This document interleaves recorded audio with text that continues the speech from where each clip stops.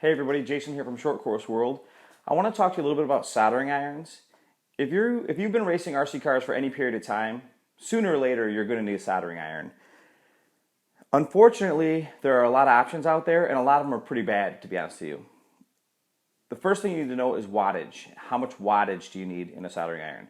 Well, I can tell you right now that anything less than 40 probably isn't going to cut it, and there are a lot of reasons, and I won't bore you with all the details of why you need so much wattage, but it's safe to say that 40 is a bare minimum. Basically, I really feel like there are two roads.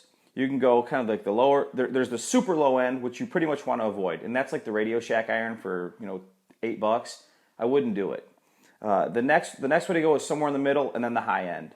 Now, when I travel to races, I usually take something like this with me. This is a Weller, and the part number, it's actually important. It's SP40LK.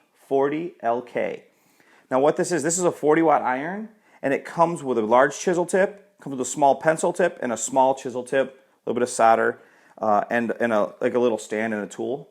Now, what's cool is I bought this at Home Depot, I think for like 15 bucks, like 14 or 15 bucks, something like that. And you can go and you can buy a stand from Radio Shack for 7 bucks, and this thing will sit right in the stand, no problem, works great, and it's a cheap solution. If you break it, if it gets stolen, whatever, no big deal. And it will do the job. Use one of these for a really long time. In fact, I just kind of, when they wear out, sometimes I would just toss them. Like I broke a tip and couldn't get it out, so I just tossed it. Who cares? All right, it's 15 bucks. What you have here is a Hakko Fx-888 D, and this is a digital soldering iron, and really, really nice iron. Far more control. On something like this, you just plug it in, and that's that. It gets as hot as it's going to get, and that's just the way it works. When you want it to cool down, you just unplug it. The Hakko, on the other hand, digital, very, very nice. Bought that off Amazon for 92 bucks, and it came with a set of side cutters. So for 92 bucks, you can get the Hakko shipped to your door with a set of side cutters. Not a bad deal. Really like the iron.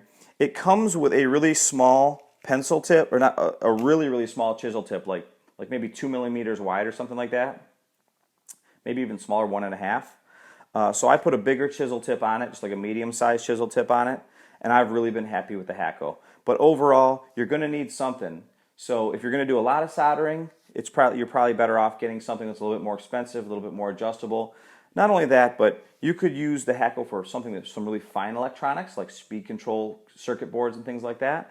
Or you could use it for stuff that's a little bit heavier, motors, speed controls. Even in the old days, we'd solder batteries together.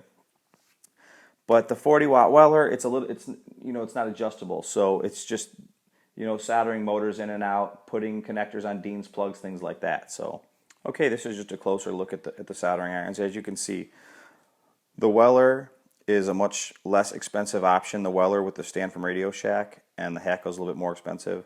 I will say this: there are a lot of irons out there. There are irons by Trek Power and Weller and other companies that are more like soldering stations. LRP has a really nice digital one for 220 bucks. But overall, I don't know that you can find a better value than the Hakko, the digital Fx-888. I mean, for $92 shipped to your door, that's a great deal. It comes with everything you see. The brass mesh for cleaning off the tip, the sponge, the holder, and it's just a really nice iron. So I still will be taking the Weller with me when I travel, but the Hakko will be at home because that's where I do most of my soldering. Either way, I hope you guys enjoyed this video.